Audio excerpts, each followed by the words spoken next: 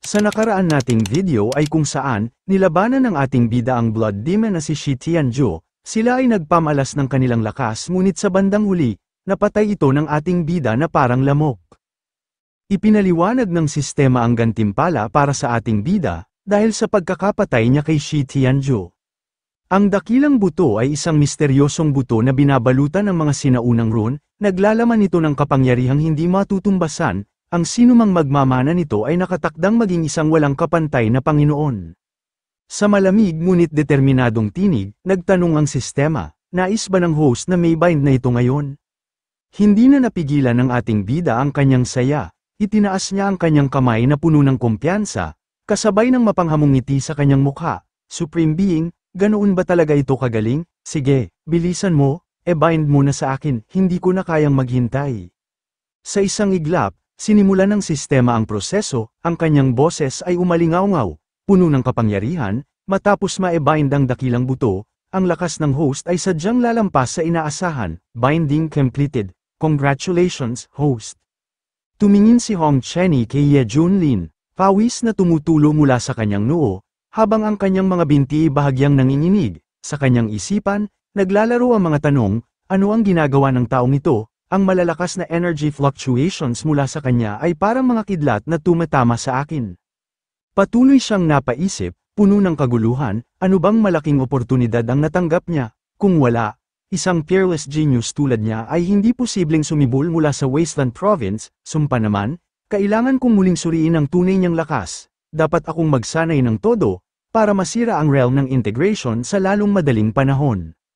Ang kanyang mga mata ay kumislap ng determinasyon habang bumulong siya sa kanyang sarili. Tanging sa ganitong paraan ko lang makakamit ang lakas at kumpiyansang kontrolin siya.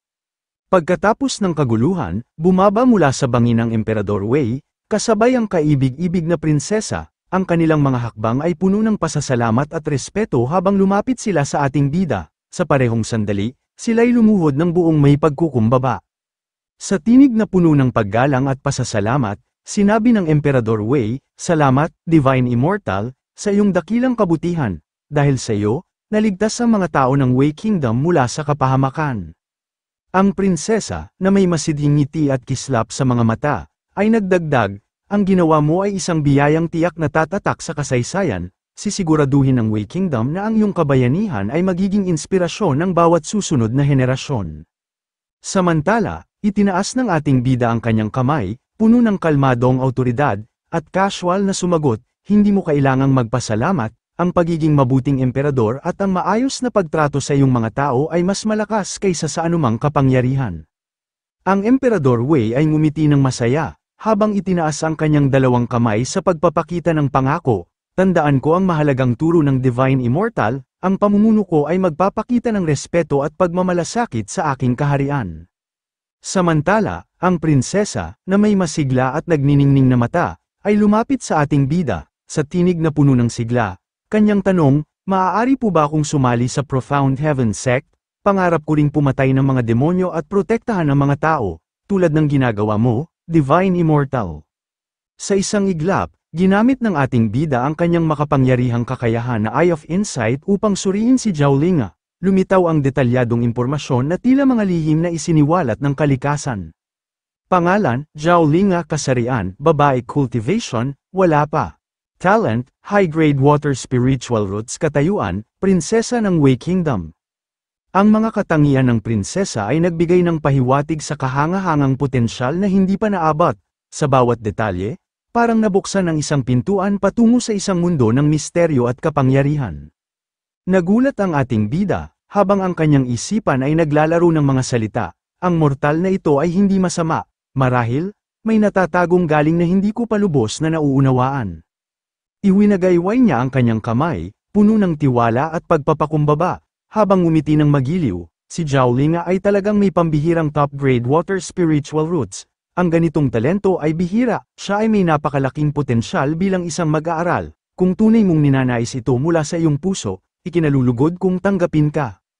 Pagkarinig nito, hindi mapigilan ni Emperador Wei ang labis na kasiyahan, halos hindi makapaniwala, sa kanyang gulat at tuwa, siya'y muling nagtanong ng may galit, talaga ba ito, Linga, bilisan mo at ipakita ang iyong pasasalamat sa Divine Immortal. Masayang lumapit si Zhao Linga, ang kanyang mukha'y namumula sa kaba at tuwa. Sa kanyang tinig na puno ng katapatan, sinabi niya, Linga ay taos-pusong nagpapasalamat sa Divine Immortal, ang iyong kabayanihan ay hindi malilimutan. Sa harap ng Divine Immortal, lumapit si Emperador Wei ng buong paggalang, ang kanyang tinig ay puno ng pasasalamat. Divine Immortal, ikaw ang tagapagligtas ng Wei Kingdom, hindi lamang ito, tinanggap mo rin si Linga. Sa ngalan ng lahat ng tao sa Wei Kingdom, hayaan mong ipahayag ko ang aming taos-pusong pasasalamat, mangyaring tanggapin ang aming eniaya, inaasahan naming manatili kayo sa Royal Palace ng ilang araw upang magsagawa ng isang malaki at makasaysayang salo bilang pasasalamat. Lumingon si Ye Junlin kay Hong Chenny, ang kanyang mata'y kumislap ng kumpiyansa, at may simpleng sabi, sige, tayo na. Pagkaraan ng ilang oras, sa kanilang pagbabalik sa villa, huminga ng malalim si Hong Chenny. Ang hangin ay puno ng panibagong sigla habang siya'y nakatayo sa harap ng maliwanag na buwan, sa isang biglang bugso ng kapangyarihan, direkta siyang umakyat mula sa Divine Transformation Realm patungo sa Peak Realm ng Nascent Soul, na puno siya ng malakas na enerhiya, na parang ang bawat hibla ng kanyang pagkatao ay nagliyab sa kasiglahan. Sa tinig na puno ng kumpiyansa at lakas, sinabi niya, sa wakas, gumaling na ang lahat ng aking sugat, ang aking realm ay sumabog patungo sa Divinity Peak ng Nascent Soul. Mula nang magsimula akong mag-cultivate ng 3,000 Flame Sutra at uminom ng mga pills, ang bilis ng aking pag-usad ay talagang hindi kapani-paniwala, ang mga pamamaraan ng Divine Immortal ay tunay na pambihira. Sa gitna ng kanyang sama ng loob, itinaas ni Hong Chenny ang kanyang mga kamay, ang kanyang puso'y puno ng galit at determinasyon. Sa kanyang isipan, naglaro ang mga mapaghiganting salita, kahit na iniligtas mo ako ngayon, ang kahihiyan na dinanas ko ay hindi basta-basta malilimutan. Kapag nag-breakthrough na ako sa Consolidate Body Realm, ipaghihiganti ko ang kahihiyan ng 10 ulit, maghintay ka lang, Ye Junlin. Ang pag-iisip na ikaw ay lumuluhod sa harap ko ay nagbibigay sa akin ng labis na kasiyahan. Sa sandaling natapos ang kanyang mapait na pag-iisip, isang sound transmission ang dumating mula kay Ye Junlin, puno ng autoridad. Little Hong, halika at harapin ang iyong master. Sa galit at pagkabigo, sinipa ni Hong Chenny ang lupa. Ngunit wala siyang magawa kundi sumunod. Habang naglalakad, nagbubulong siya sa sarili. Puno ng inis, narito na naman tayo. Ginagawa ko ito dahil iginagalang kita. Putek ka. Sa loob ng kwarto ni Ye Junlin, hawak niya ang isang libro habang ang kanyang mga matay kumikislap sa kasiyahan. Ang nobelang pandigmaang ito ay talagang kawili-wili, masaya niyang sinabi. Tila mahilig ang mga karaniwang tao sa mga eksenang panghahamak at mga pangunahing tauhang napakalakas. Kung ako'y malilipat sa mundong ito, tiyak yayaman ako sa pagsusulat ng mga nobela, magsimula tayo sa Battle Through the Heavens, siguradong magiging tanyag ito sa buong lupain, at ang pangalan ng may akda ay Mad Potato. Biglang pumasok si Hong Chenny mula sa labas, ang kanyang mukha'y puno ng inis at pagtataka, sa kanyang isipan, naglaro ang mga tanong, ano na naman kaya ang sinasabi ng baliw na ito, lagi na lang may kinukutya. Ngunit sa kabila ng kanyang inis, ipinunong muli niya ang kanyang mga kamao at nagtanong ng may pilit na respeto, Master, may kailangan ka bang kausapin ang iyong disciple? Iwinagayway ni Ye Junlin ang kanyang kamay, puno ng casual na kumpiyansa, habang naglagay ng isang palanggana ng tubig sa harap. Oh, andito ka na pala, masaya niyang sinabi, kasabay ng pag-isawsaw ng kanyang mga paa sa palanggana, halika, hugasan mo ang mga paa ng iyong master. Nang marinig ito, agad na nag-init ang damdamin ni Hong Chenny. Ang kanyang mga mata ay namula sa galit, at sa kanyang isipan, naglaro ang mga mapait na salita. Ikaw, maging ang makapangyarihang Blood Demon ay pinaslang ng taong ito. Ngayon ay hindi ang tamang oras upang kalabanin siya. Tiisin ko pa ng kaunti. Ngumiti ng bahagya si Ye Junlin, puno ng mapanghamong autoridad, at muling nagtanong, ano ang problema? Minamaliit mo ba ang iyong master? Bakit hindi ka magmadaling lumuhad at hugasan ang mga paa ng iyong master? Ipinunong muli ni Hong Chenny ang kanyang mga kamao, ang kanyang puso'y puno ng pag-aalangan at sama ng loob, sa kanyang tinig na bahagyang nanginginig, sumagot siya, ang disciple ay hindi. Sa kabila ng kanyang galit, yumuko si Hong Chenny, ang kanyang mga matay puno ng pagdurusa, habang hinuhugasan ang mga paa ni Ye Junlin, sa kanyang isipan, naglaro ang mapait na alaala, dati akong leader ng Demon Sect, isang tunay na immortal sa Rurok. Ang bilang ng mga cultivator na namatay sa aking mga kamay ay nasa 10-10 milyon, ngunit ngayon, narito ako, pinipilit ang sarili na tiisin ang kahihiyan ng paghuhugas ng mga paa ng isang cultivator mula sa Wasteland Province. Ang eksena ay puno ng tensyon, habang ang bawat galaw ni Hong Chenny ay nagpapakita ng kanyang pinipigilang galit at sama ng loob. Nasiyahan si Ye Junlin at pinuri ng may casual ng ngiti, ang disciple ay masunurin, ngunit sa loob-loob niya, isang lihim na tuwa ang sumiklab, kasabay ng mapanuksong pag-iisip, anak ka ng tipaklong, sa tingin mo kaya mo akong lampasan sa talino, hahaha.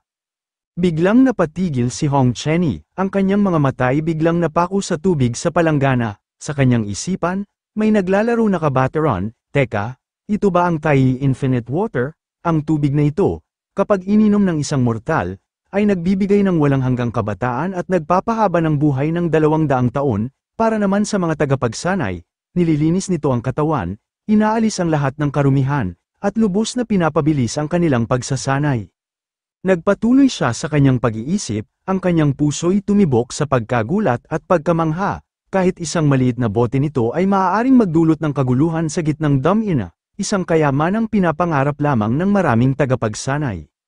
Tiningnan ni Hong Chenny ang mapagmataas na mukha ni Ye Junlin, ang kanyang mga kilay ay bahagyang kumunat habang patuloy siyang nag-iisip, at gayunpaman, ginagamit lang ng lalaking ito ang tubig na ito panghugas ng kanyang mga paa.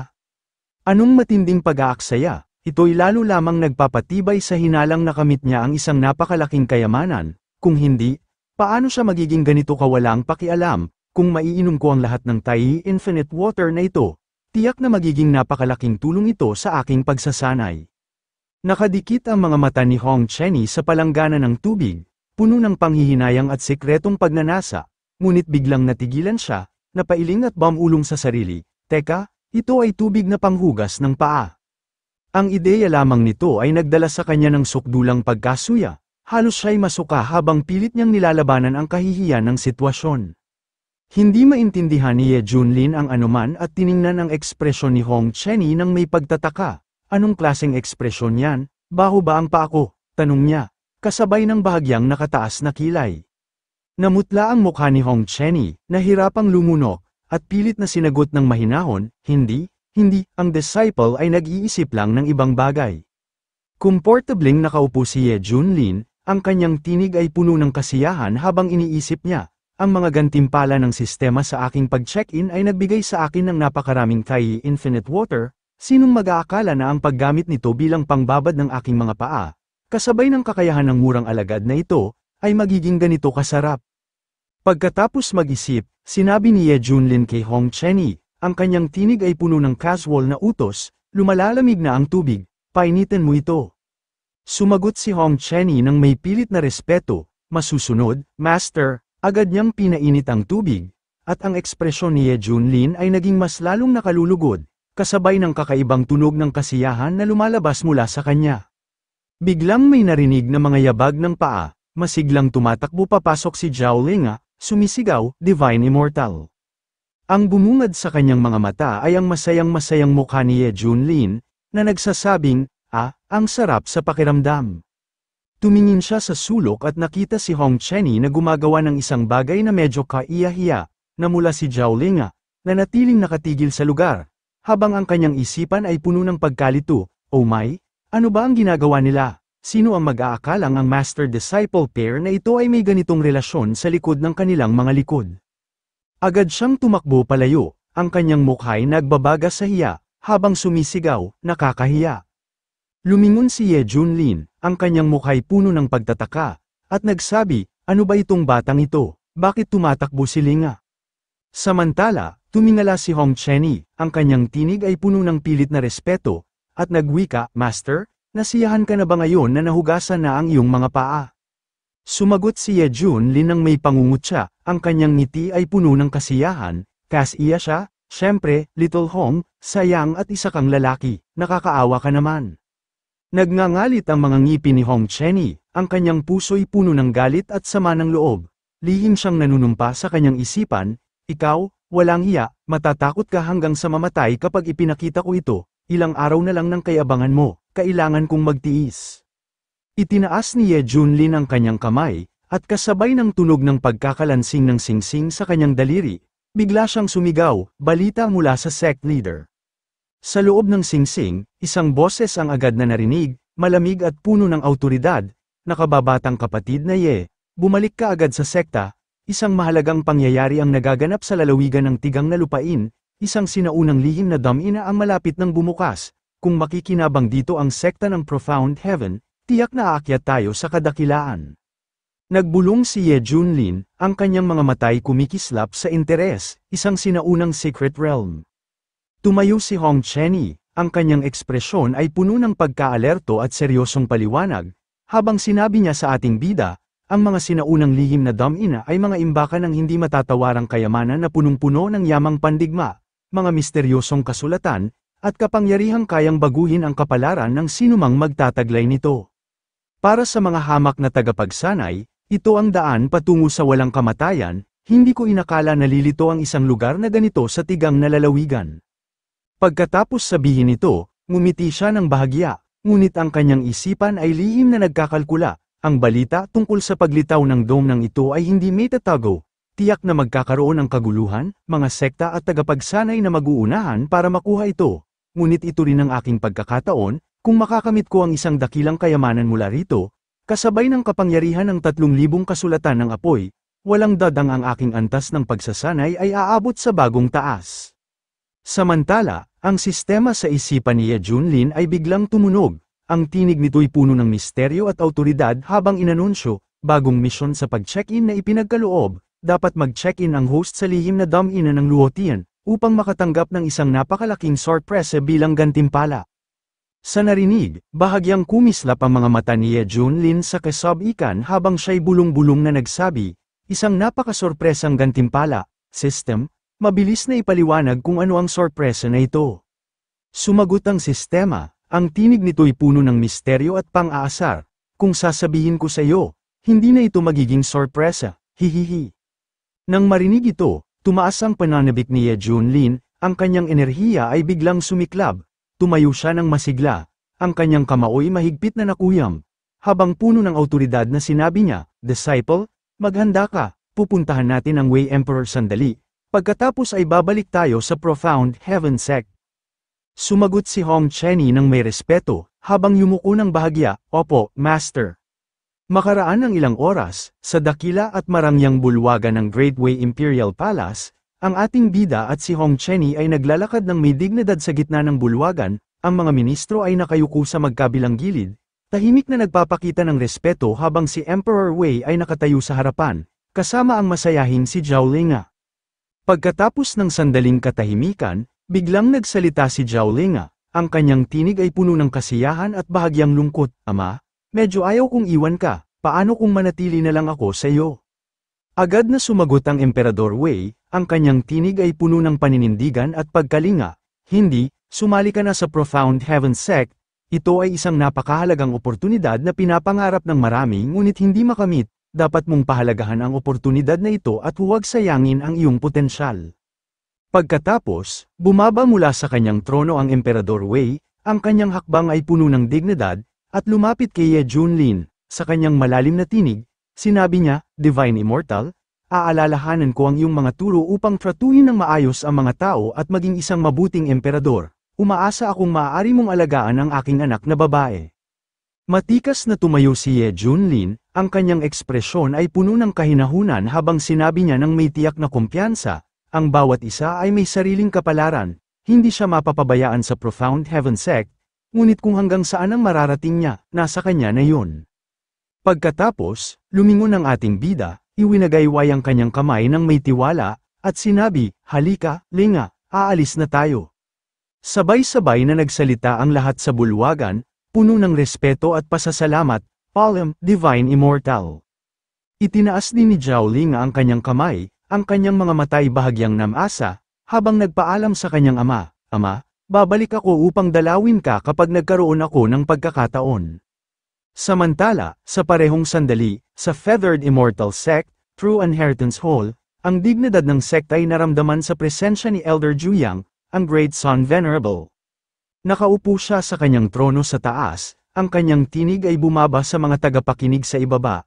Kamakailan, maraming mga pangyayari ang naganap sa Wasteland Province, sinasabing ang sinaunang lihim na damina ay malapit ng mabuksan, Bukod dito, ang Wind Thunder sect ng iyong ama ay winasak ng Misty Peak ng Profound Heaven sect.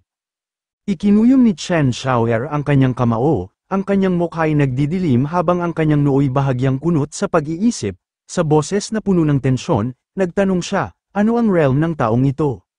Sumagot ang Great Sun Venerable, ang kanyang tinig ay malamig at puno ng awtoridad. Ayon sa mga bulong-bulungan, siya ay isang bagong ascendant na nascent soul cultivator mula sa Wasteland Province, na puno ng masamang enerhiya ang mga mata ni Chen Xiaoer habang inuulit niya ng may mapanuksong tono, nascent soul, biglang suminghal siya sa galit, ang kanyang tinig ay puno ng pangungutya at paghamak, pumatay ng isang nascent soul cultivator, kasing dali lang ng pagkatay ng isang manok. Pagkatapos, mabilis at masigasig na lumapit si Chen Xiaoer sa kanyang master, ang kanyang mga matay puno ng tanong, Master? Sino ang pumatay kay mo old man? Tanong niya, ang kanyang tinig ay puno ng tensyon. Ang malalim na boses ng kanyang master ay nagbigay ng bigat sa sagot habang siya'y tumugon ng maingat, hindi pa malinaw sa ngayon. Ngunit ang lahat ng ebidensya ay tumuturo sa Profound Heaven sect.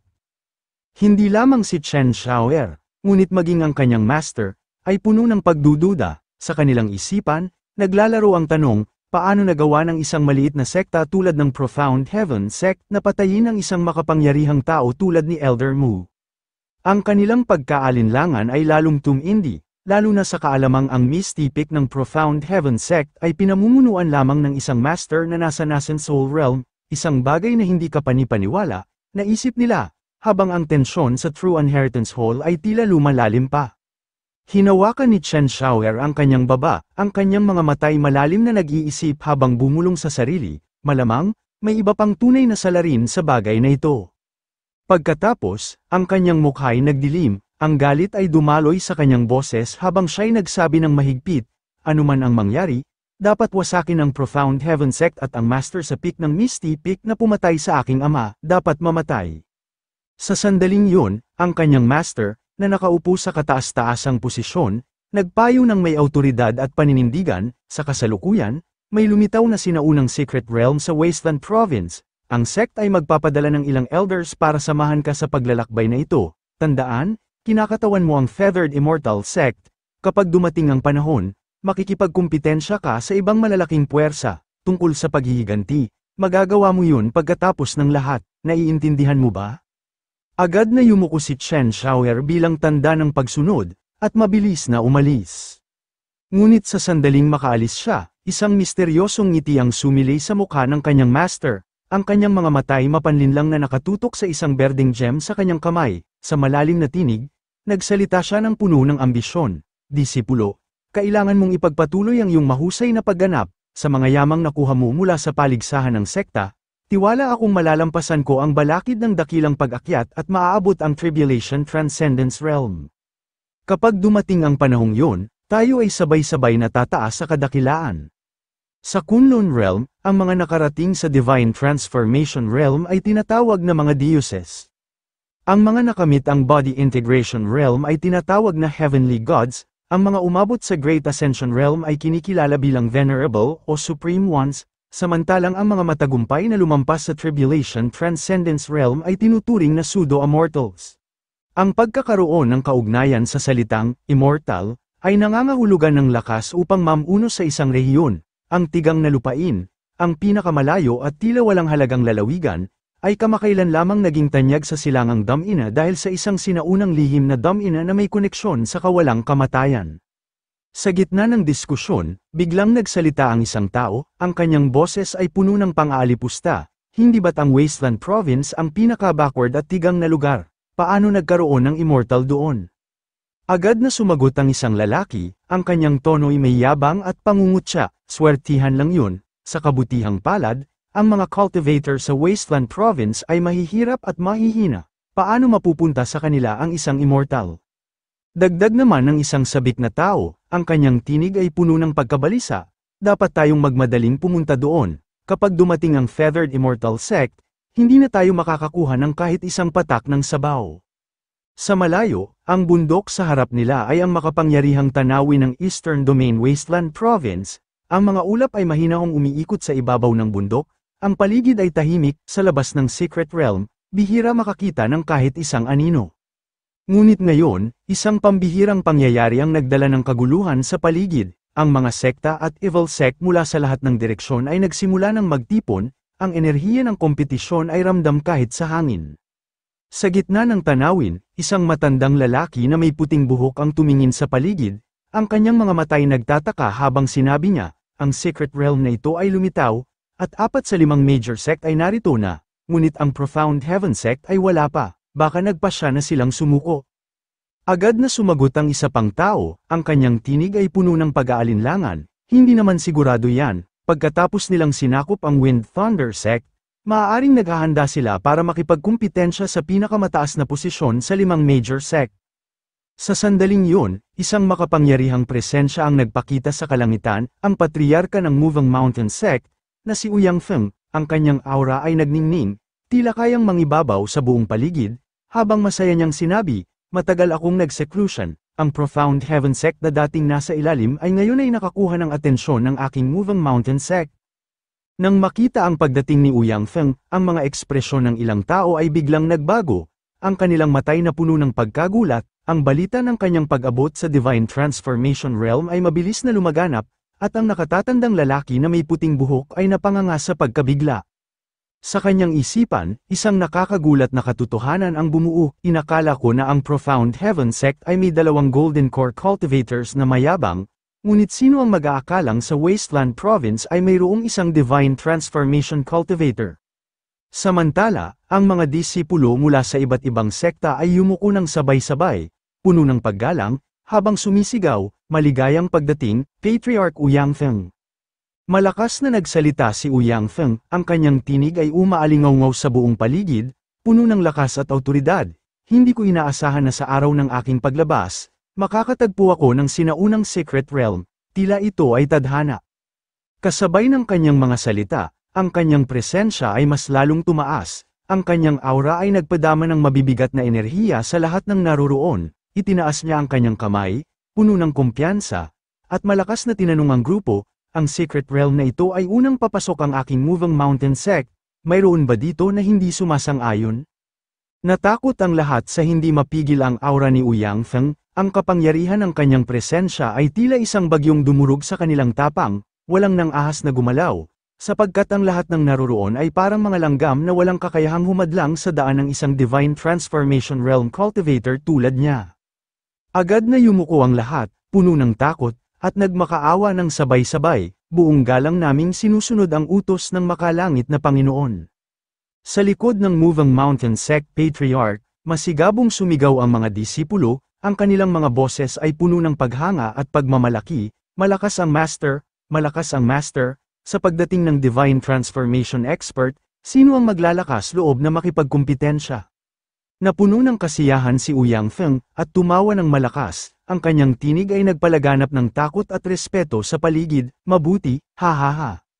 Bigla, ang malinaw na kalangitan ay nagbago, ang puting ulap ay napalitan ng makapal na itim na ulap na tila nagbabanta ng sakuna, ang kulog at kidlat ay naglabasan, lumilikha ng nakakatakot na tagpo sa Eastern Domain Wasteland Province. Mula sa malayo, dahan-daang lumapit ang 2 spaceship, ang kanilang presensya ay nagdadala ng mabigat na enerhiya na umalingaw-ngaw sa paligid. Sa sandaling yun, isang awtoritatibong boses ang pumuno sa hangin, ang kanyang tinig ay puno ng lakas at paghamak, ang banal na palasyo ng Diyos ng Mandirigma ay dumating, kayong mga hamak na tagatigang na lupain. Lumayo kayo agad, ang sekta ng aninong ulap ay nandito, kung alam nyo ang makabubuti sa inyo. Magsilayas kayo, ang sinaunang lihim na damina na ito ay pag-aari ng maharlikang sekta ng kaduluduluhan, walang sino man ang nangangahas na angkinin ito. Sa loob ng spaceship, naroon ang Southern King ng Shantian Imperial Court, isang mid-stage Divine Transformation Realm Cultivator na nakaupo ng may dignidad sa kanyang trono. Sa harapan niya, 2 mababangis na demonic beast ang nakabantay, naglalabas ng nakakatakot na aura.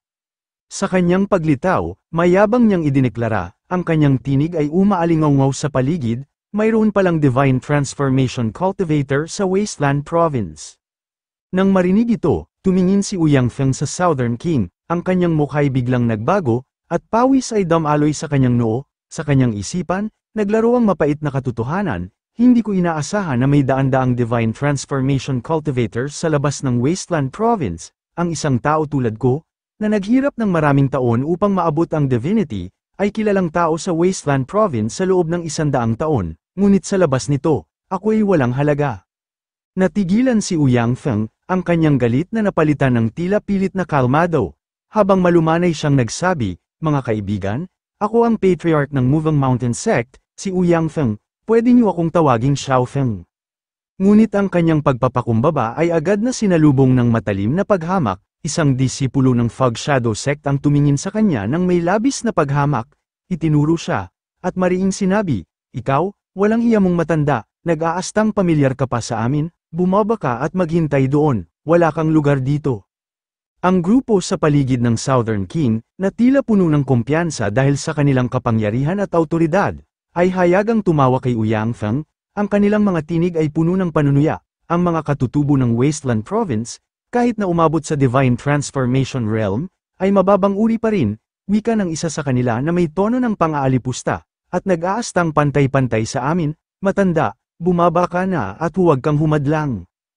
Ang mga salita ay matalim na tumama kay Ouyang Feng, ang kanyang anyo ay bahagyang nagbago, ngunit pinilit niyang magtimpi, ang tensyon sa paligid ay lalong lumalim, habang ang pagtatawa at panlilibak ng grupo ay tila nag-uudyok ng higit na pang-aalipusta. Sa kanyang mahabang buhay, bihirang magalit si Ouyang Feng ng ganito, ngunit sa mga insulto ng mga batang ito, ang kanyang galit ay sumiklab, at sa malakas na tinig, sumigaw siya, mga kaibigan, ang sitwasyon dito sa Wasteland Province ay napakahirap, ngunit ang mga tao dito ay hindi mababang uri, kami ay mga cultivator ng Divine Transformation Realm. Anong karapatan mayroon kayo para pilitin akong sumuko at hayaan kayong yurakan ako?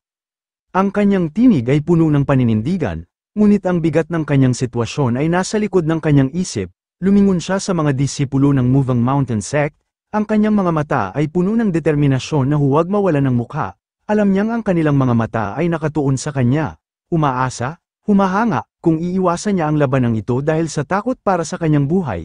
Ang reputasyon na naipundar niya sa loob ng 100 taon ay tuluyang mawawala sa Wasteland Province. Sa harap ng mabibigat na tingin ng kanyang mga disipulo, mas tumibay ang kanyang paninindigan, kahit naramdam niya ang bigat ng banta sa kanyang buhay, ito ang sandali ng pagsubok para sa isang leader na hindi kayang magpadaig sa takot. Mula sa katawan ni Ouyang Feng, lumabas ang isang napakalakas na aura, tila isang bagyong nagbabanta na wawasak sa lahat ng tumayo sa kanyang daan, sa sandaling iyon, malakas niyang sinabi, ang kanyang tinig ay umaalingaw sa buong paligid, ang Wasteland Province ay maaaring mahirap, ngunit hindi kami takot sa laban, kung mayroong hindi sang-ayon, humarap sa akin. Ang kanyang mapanghamong pahayag ay nagpagalit sa grupo mula sa Fog Shadow Sect, isa-isa nilang inilabas ang kanilang kapangyarihan, ang kanilang aura ay nagdulot ng tensyon sa paligid, habang sabay-sabay silang sumigaw, mayabang na matanda, naghahanap ka ng kamatayan. Sabay-sabay nating patayin ang matandang aso na ito. Gayunpaman, bago pa sila makagalaw, pinigilan sila ng Southern King, ngumisi siya, ang kanyang mga matay puno ng paghamak, at diretsyong itinuro si Ouyang Feng, ang matandang ito ay isang maliit na cultivator lang mula sa Wasteland Province, kung sabay-sabay tayong sasabak at lumabas ito, hindi ba tayo pagtatawanan ng iba? Habang nagsasalita ang Southern King, isang nakakatakot na presensya ang sumabog mula sa kanyang katawan. Ang kanyang spiritual energy ay tila apoy na naglalagablab, isang malaking apoy ang lumitaw sa kanyang kamay, maliwanag at nagbabadyang pumatay. Mayabang niyang idineklara, ang kanyang tinig ay puno ng paghamak at kumpiyansa, matanda, ipapakita ko sa iyo kung gaano kalaki ang agwat sa pagitan natin.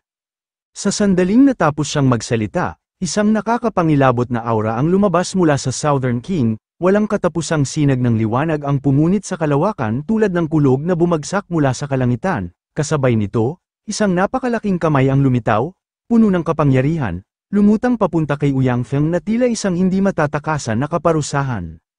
Mabangis ang tingin ni Ouyang Feng, ang kanyang mga matay puno ng determinasyon habang sumisigaw ng malakas, isang salita lang, patayin. Hawak ang kanyang espada, naglabas siya ng isang napakalakas na enerhiya na tila isang buhawi, nagdadala ng malakas na presyon na agad na bumura sa malaking kamay ng Southern King, ang eksena ay nagdulot ng pagkabigla sa mga nakatingin, ang kapangyarihan ni Ouyang Feng ay hindi maaaring balewalain. Nakita ito ng Southern King, at galit na sumigaw, ang kanyang tinig ay umaalingaw sa buong lugar, matanda, mukhang minaliit kita. Hindi naghintay si Ouyang Feng, sinamantala niya ang pagkakataon, at sumugod gamit ang kanyang espada. Ang kanyang sigaw ay puno ng tapang at hamon, ngunit kung ganon, ano pa? Ang galit ng Southern King ay tila apoy na nasusunog sa kanyang mga mata. Sa isang malamig na tono, tiningnan niya si Ouyang Feng, kinuha ang kanyang mace, at matatag na idineklara, pagpuputol-putulin kita. Habang sinasabi ito, ibinato niya ang mace, ang kanyang kapangyarihan ay nagpakawala ng nakakatakot na presensya na parang malakas na alon, nilalampaso ang lahat ng nasa paligid.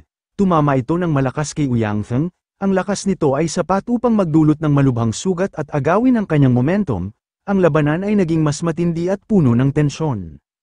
Pagkatapos ng atake, napadura ng dugo si Ouyang Feng, pawisan ng mukha at nanginginig, itinanim ang kanyang espada sa lupa, ang kanyang galit ay tumitindi habang sumisigaw, ikaw ay isang lalaki ng iyong salita, ikaw ay isang sinungaling, isang kahihiyan sa Eastern Domain, ang mamatay upang ipagtanggol ang dangal, isang marapat na kamatayan. Puno ng galit, muling sumigaw siya, ang kanyang tinig ay umaalingaw sa paligid. Gusto ko lang sabihin sa iyo ang isang bagay, ang isang cultivator mula sa Wasteland Province ay hindi maaaring insultuhin. Sa harap ng kanyang mapanghamon na pahayag, mayabang na itinaas ng Southern King ang kanyang mace, ang kanyang boses ay umungol tulad ng kulog habang siya'y nagsabi, kung gayon, tutuparin ko ang iyong kahilingan. Habang nagtitipon ng kapangyarihan para sa isang nakamamatay na suntok, biglang lumitaw ang isang Golden Lotus ruin sa kanyang uluhan, kumikinang na tila bumibighani sa buong paligid. Kasabay nito, isang mahinang boses ang umalingawngaw mula sa himpapawid.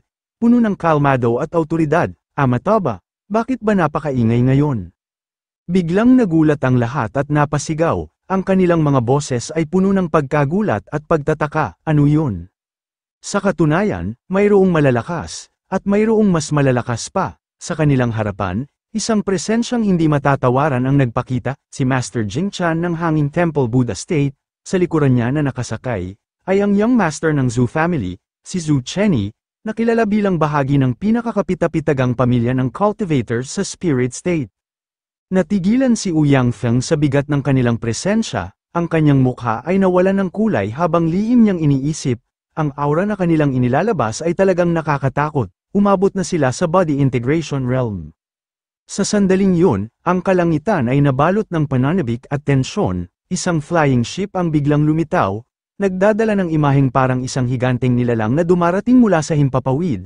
Nang makita ito, hindi maikubli ng ilang tao ang kanilang kagalakan, dumating na rin ang Feathered Immortal Sect ng Qing State. Ngayon, ang pinakamalalakas na sekta ng silangang Damina ay narito na lahat. Ang kanilang mga bulungan ay napuno ng paghanga at takot. Siya ang banal na anak ng Feathered Immortal Sect, si Chen Xiao. Narinig ko na taglay niya ang Sun Immortal Body, walang katumbas sa kanyang henerasyon. Isang tao ang sumigaw, ang kanyang boses ay puno ng paghanga at pananabik, walang duda, siya ay nagpapalabas ng aura ng pinakamatingkad na bagong bituin sa Eastern Domain. Sa darating na 10,000 taon, isusulat niya ang isang bagong alamat. Sa ibaba, ang lahat ay humanga at nagtaka. Ang kanilang mga tinig ay nagsanib sa isang bulong ng pagtataka. Hindi ba't si Chen Xiao ang young sect master ng Wind Thunder Sect? Isa siya sa atin sa Wasteland Province. Ngunit sa halip na magpakita ng pagmamalaki, malamig na ekspresyon ang tumatak sa mukha ni Chen Xiao. Lihim niyang inisip, ang kanyang mga matay puno ng puot. Ang Wasteland Province ang dahilan kung bakit ako dinidiscriminate noong nagsimula ako sa Feathered Immortal Sect. Ito ay nagdadala lamang ng tunay na pagkamuhi sa akin. Sa sandaling yun, isang elder mula sa Feathered Immortal Sect ang biglang sumigaw, ang kanyang galit na tinig ay bumalot sa buong paligid tulad ng dumadagundong na kulog. Ang Holy Sun ng aming sekta ay hindi isang taong pwedeng pagtsismisan ng mga hamak na langgam ng Wasteland Province. Ito ay kawalang galang at nakakadiring marinig, mamatay kayo. Sa kalagitnaan ng kanyang galit na pagsasalita, agad niyang nilipol ang isang tao sa ibaba. Ang nakakatakot na eksena ay nagdulot ng hilakbot sa lahat ng nakakita. Ang enerhiya ng kanyang galit ay tila nagpalaganap ng mas malalim na tensyon sa paligid. Samantala, ang Southern King ay lumapit ng may pagsuko, ang kanyang posture ay puno ng respeto, yumuko siya kay Chen Xiao, at magalang na nagsabi, Holy Son, Chen Xiao, hayaan niyo po, ako na ang bahala sa mga hamak na tao ng Wasteland Province para hindi madumihan ang inyong mga kamay. Tahimik na pinanood ni Chen Xiao ang lahat mula sa itaas. Ang kanyang ekspresyon ay malamig at tila walang pakialam. Hinayaan niya ang Southern King na magdesisyon. Ang kanyang presensya ay parang maharlika, distansyado at hindi nagagambala. Samantala, sa kabilang dako, nagsalita si Yun Ian. Ang kanyang boses ay puno ng panunuya. Tila nagbabaga ang bawat salitang binibitawan. Hindi ako nagkakamali. Kapag lumitaw ang Secret Realm, tiyak na darating ang anak ni Old Shen ng Thunder and Wind Sect. Mabuti na lang, wala pa ang Profound Heaven Sect doon. Ngunit agad na nagpaalala si Zhao Dezu, ang kanyang tinig ay puno ng pag-aalala. Halatang nag-aalala sa posibleng panganib, Master. Habang sila ay nakatuon sa Secret Realm, dapat tayong magmadaling umalis ng Wasteland Province at magtago sandali. Sa kabila ng babala, tumugon si Su Chenzo ng may kapasyahan, ang kanyang boses ay matatag at puno ng determinasyon. Kailangan pa nating makita kung ano ang ginagawa ni Junior Brother Ye, siya ang pag-asa ng Profound Heaven Sect. Ngunit, nasaan na nga ba si Ye Junior Brother? Habang ang lahat ay patuloy na naghahanap at nagtataka sa kinaroroonan ng ating bida, biglang napako ang tingin ni Yun Ian. Sa kanyang labis na kasabikan, pasigaw niyang sinabi, "Sandali lang, ano yun?" Sa hindi inaasahang pagkakataon, dumating na ang ating bida, kasama si Hong Chenny, sa lugar. Puno ng kaba ang tinig ni Yun Ian habang sinabing, "Si Ye Junior Brother, naruroon na sila, pati si Chen Xiao, kasama nila, kung pupunta ka ngayon, hindi ba't para mo na ring sinubukan ang kamatayan?" Samantala, nang makita ni Ouyang Feng ang ating bida, maingat niya itong pinayuhan. Tila may mabigat na babala, huwag kang magpadalos-dalos. Ngunit hindi nagtagal, humarap ang ating bida sa kanya. Sa ekspresyon niyang puno ng pighati at kawalang magawa, mahinang bumulong, huwag kang lumapit doon. Habang nagngangalit ang damdamin ni Ye Junlin, sumiklab ang galit sa kanyang puso, nagbabalik sa isip ang mga alaala ng mga pag-aapi at pagdurusa ng kanyang mga tao sa kamay ng mga dayuhan, hindi niya ito kayang sikmurain, sa isang malakas na sigaw. Nilahad niya ang kanyang matinding pahayag. Ganun ba yun, inaapi nila tayo sa sarili nating teritoryo, hindi mabubuhay ang lupaing ito nang wala ako, kayong lahat, huwag gagalaw. Sa galit ni Chen Xiao, tinignan niya ang ating bida na tila sinusukat ang lakas ng loob nito, sa malamig at matalas na tinig, inutusan niya, sabihin mo ang pangalan mo, punong-puno ng kasamaan ang titig ni Ye Junlin, at sa nanginginig na lamig ng kanyang tinig, tumugon siya, ako ang pogi mong lolo, Ye Junlin.